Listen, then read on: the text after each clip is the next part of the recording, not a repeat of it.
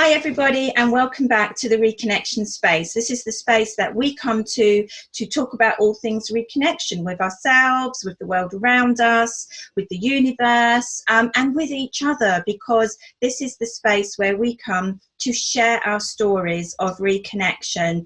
And I'm so pleased today. We've gone international all over again. It's so exciting when we get people from across the pond. And we have the wonderful Leanne Townsend here. And she is calling in from, where are you calling in from exactly in the US? Remind me, Leanne. I'm in Canada, actually, Toronto. Canada, oh, that is lovely. I have a viewer who will be very pleased that it's Canada, actually. She's a big Canada fan. She spends a lot of time there. So, Suze, this one is for you, so a fellow Canadian.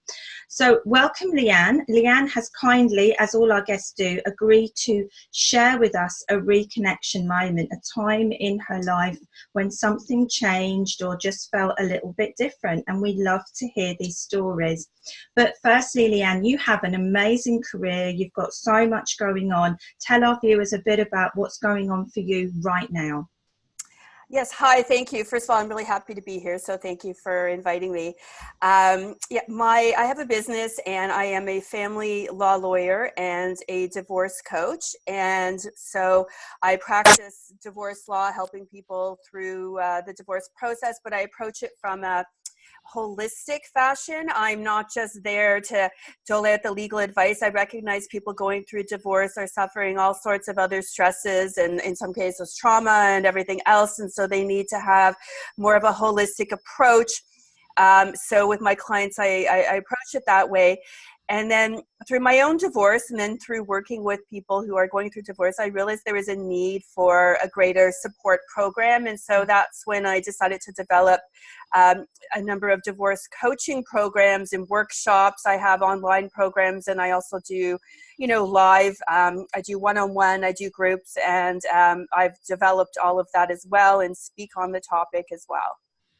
And I know that this is something that, you feel passionately about. You've been through that experience. And I know when I went through that experience myself, it's quite a lonely experience. And going to see over here a solicitor as such, to go through all of that legality, it's quite scary as well, because you're emotional and you don't really understand the ins and outs of what's going on. So you were saying before we pressed record that you really look at this from a caring and a nurturing place as well, don't you?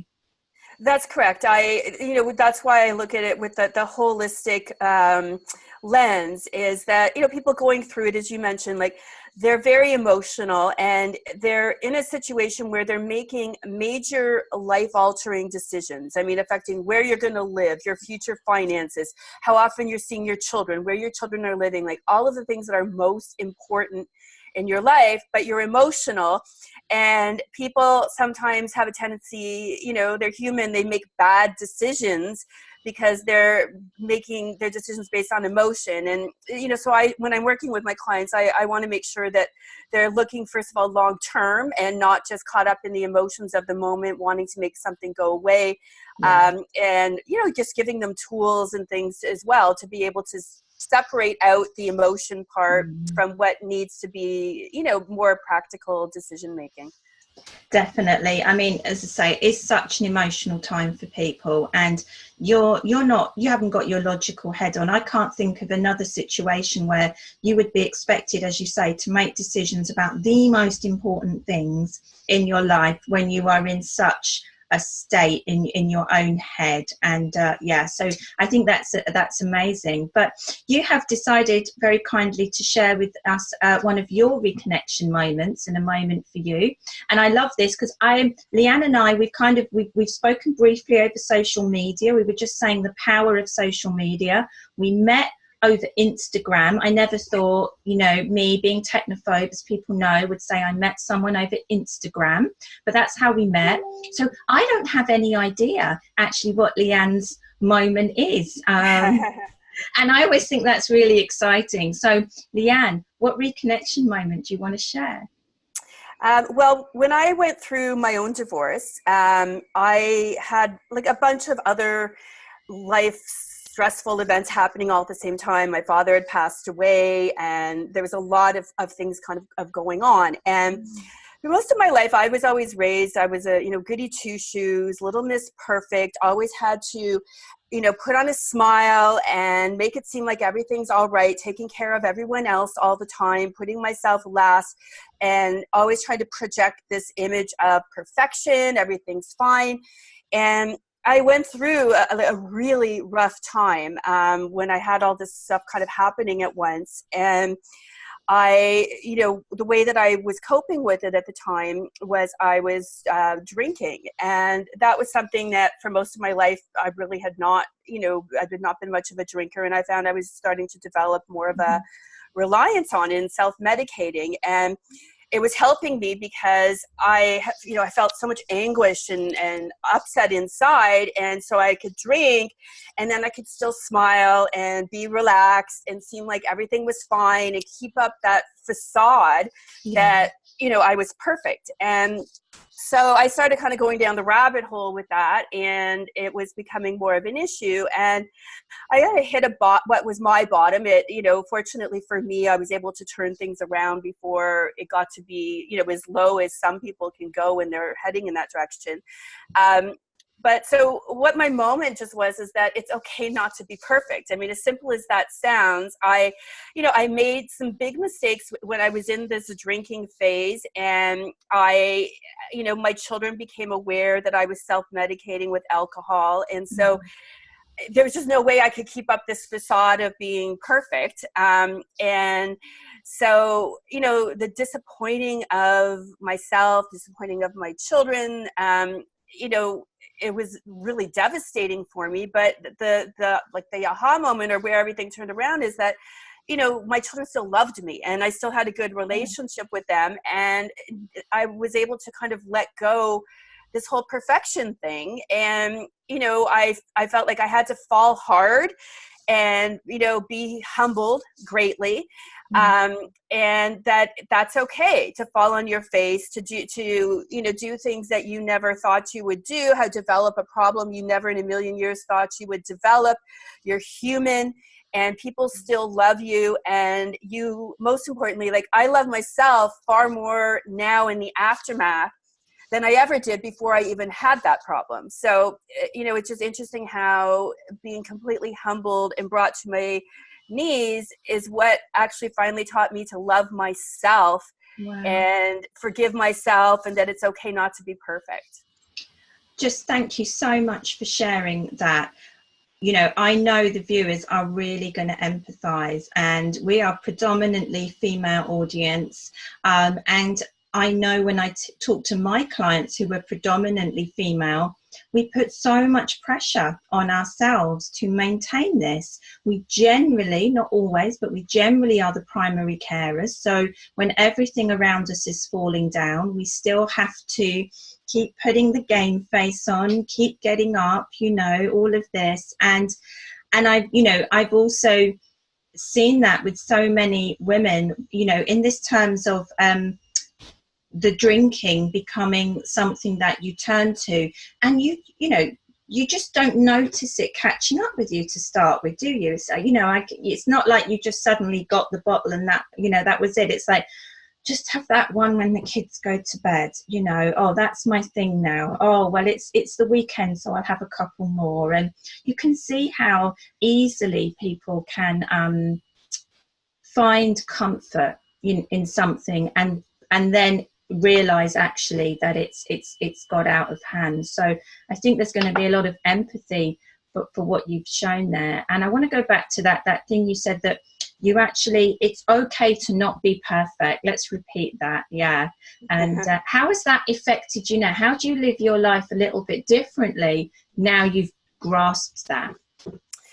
Well, first of all, I'm now actually compassionate with myself, which I never was. I was always very hard on myself and hard on other people too, in a sense. I was very judgmental for, when I was younger, whereas now I'm very much there, but for the grace of God could go I. So if someone's doing something or struggling with something, I'm not judging it. I'm more empathetic. How can I help them get to where they need to be? It's not for me to judge unless I've walked in their shoes.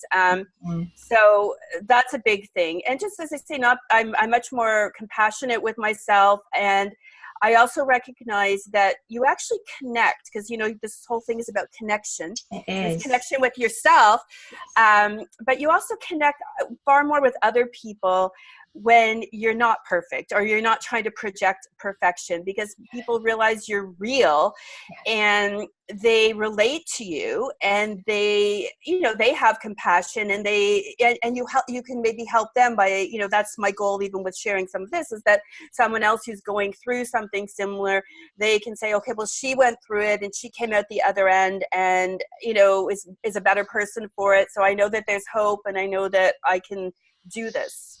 And it's okay to talk about it as well, because we're so worried still about talking about these challenges, and talking about whether it's mental health, or whether we call it mental wellness, or whether we call it therapy, or or this kind of whole compassion for ourselves. And when people share and they say, things got bad and I'm okay to talk about it, and that doesn't make me a bad person. In fact, I've come out the other side, as you've said, and talking about it is absolutely vital, I think. And obviously in the role that I do, encouraging people to say it's okay to say, I need help, I need support, things aren't where they want them to be. And after the fact, to say, that happened to me, and I wasn't perfect, and things got out of hand. So that is just such a gift that you're prepared to share that as well. So thank you. You're welcome. And the help piece you mentioned too, I think that's so important, because that was part of it for me too, is, I can do this myself. I can help. I don't need help. And it's okay to need help. Sometimes a problem is bigger than you, and that's okay to reach out and get help. Brilliant. And that's the role you're in as well, so we share sort of similar paths in a way, because everything you do now is about saying to people, on the one hand, you're going through this divorce, which is very legal, but on the other hand, it's okay to say, I need something a bit more to help me get through this, and I need to talk to somebody. So exactly. Leanne, how can people find out a bit more about you? Because I know they're going to want to. Well, I have a website, www.leannetownsend.ca. You can find me on Instagram, where we found each other, at Leanne Townsend Life. I'm on Facebook, Leanne Townsend, lawyer and divorce coach. Twitter, I'm not as active there, but Leanne Townsend, I am on Twitter. But my website is the place where you'll find kind of all the ways to contact me. Brilliant. Fantastic. So if you're watching this and you're through social media, then take a look below in the comments, because you will see some of the links and the main links to Leanne's website as well there. And if you're watching, elsewhere in the world, then let us know where you're watching from, because it's lovely to see us gaining guests and audience from a global arena, and just getting this message of reconnection out there, which is what we're interested in. So Leanne, my final question, as always, to all my guests is, in just a few words or summary, reconnection, what does that mean to you? It means being true to your authentic self, because when you connect with your authentic self, you're also going to connect more effectively with others as well, because you're being the real you. Perfect. It's almost as if you've done the reconnection program, Leanne. It's almost like you're there with me. So thank you so much. So everybody, we hope that you've enjoyed this new episode of the Reconnection Space with the wonderful Leanne. If you have, then do click the all-important like, but also subscribe, because then you'll never miss an episode. And we love to see who's watching. And if you have a story that you think that the viewers would love to have, then get in contact, because we're getting contact from lots and lots of different places. We want to know where in the world you are. We want to know what's going on in your life. And we just want to get connected with everybody out there. So in the meantime, thank you once again, Leanne, for joining us. My pleasure. And I wish you all a mindful, healthy and reconnected week. Bye-bye.